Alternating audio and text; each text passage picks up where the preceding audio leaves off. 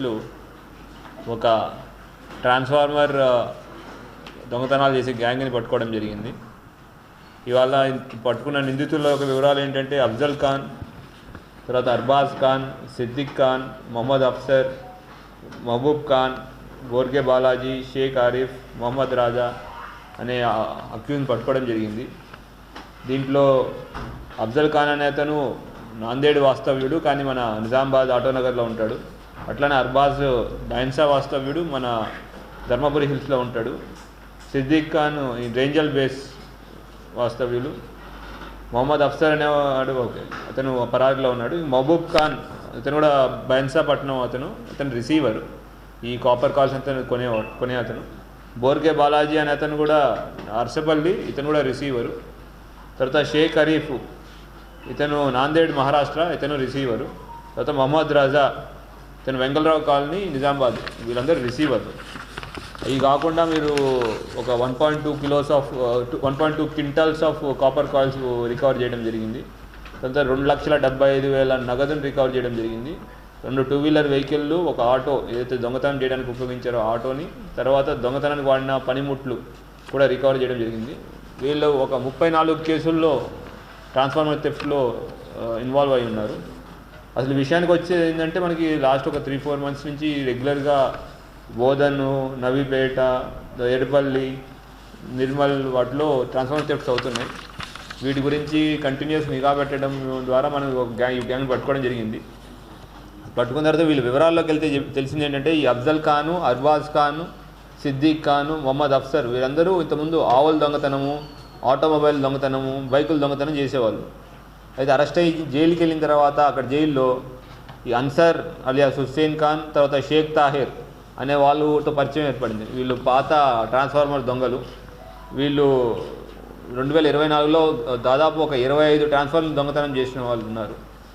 So వాళ్ళు Bodhan town నుంచి arrest అయ్యి జరిగింది. వీళ్ళంతా కలిసి అక్కడ ఈ ట్రాన్స్ఫార్మర్ దొంగతనం ఎట్లా చేయాలి, దాన్ని చేయడం వల్ల ఎవరికి అమ్మాలి అనే వాటి గురించి వాళ్ళు మాట్లాడుకోవడం జరిగింది. తర్వాత జైలు నుంచి బయటకు వచ్చిన తర్వాత ఇంకా దొంగతనాలు మొదలుపెట్టారు.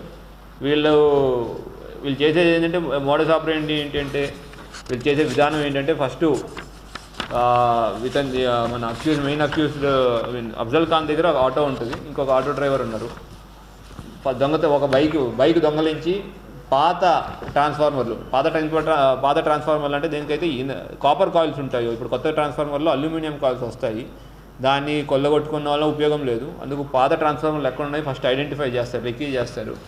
ఐడెంటిఫై చేసిన తర్వాత రాత్రిపూట వీళ్ళు గ్యాంగ్ మొత్తం వెళ్ళి అఫ్జల్ ఖాన్ ఒక ఆటోలో వెళ్ళి ట్రాన్స్ఫార్మర్ కాపర్ కాయిల్ని మిగతా వాళ్ళందరూ ముందు ట్రాన్స్ఫార్మర్ని పగలగొట్టేసి పడేసి దాంట్లోనే ఈ కాపర్ కాయిల్ని తీసి దొంగతనం చేసుకెళ్తారు. ఇట్లా టోటల్ 34 కేసుల్లో సుమారు ఒక 8 నుంచి 10 క్వింటాల వరకు కాపర్ కాయిల్ చేసుకున్నారు, దొంగతనం చేశారు. దాన్ని తీసుకొచ్చి మళ్ళీ ఎవరైతే రిసీవర్స్ ఉన్నారో వాళ్ళకి అమ్మడం చేసేవాళ్ళు. ముఖ్యంగా రిసీవర్ ఏంటంటే మహబూబ్ ఖాన్, ఇతను నాందేడ్లో ఉంటాడు, బైన్సా ఉంటాడు. తను కిలో 800 రూపాయలకి కొనేవాడు వీళ్ళ దగ్గర. అట్లంతా అది కాకుండా ఈ బాలాజీ, నిజామాబాద్ చెందిన రెహన్ రాజా, నాందేడ్ చెందిన అఫ్సర్లు కూడా, ఆరిఫ్లు కూడా ఇట్లా అమ్ముతూ ఉండేవాళ్ళు. వచ్చిన డబ్బుల్ని వీళ్ళు జల్సాలకు ఖర్చు చేసుకోవడము, తర్వాత వాళ్ళ యొక్క లైఫ్ స్టైల్ ఖర్చుల్లో మొత్తం ఖర్చు పెట్టేవాళ్ళు.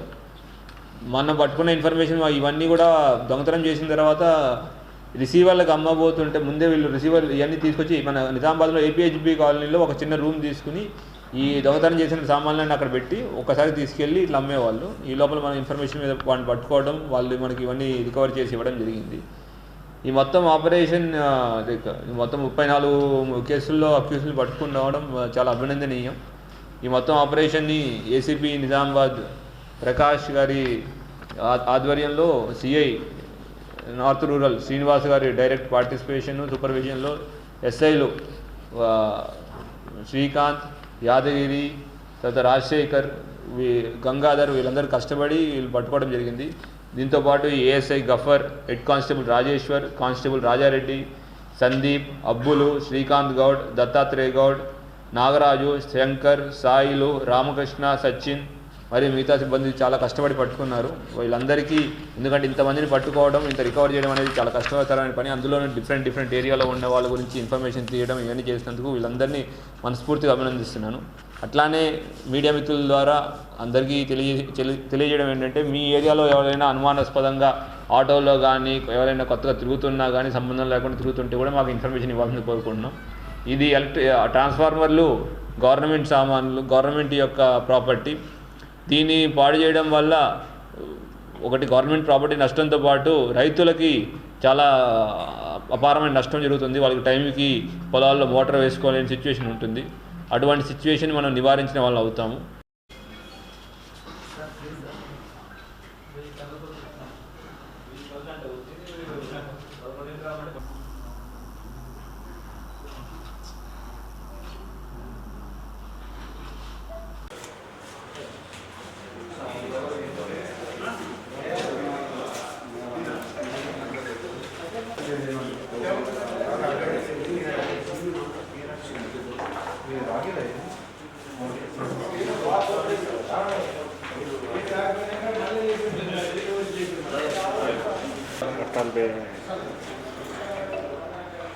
రెండు ఇస్తావా?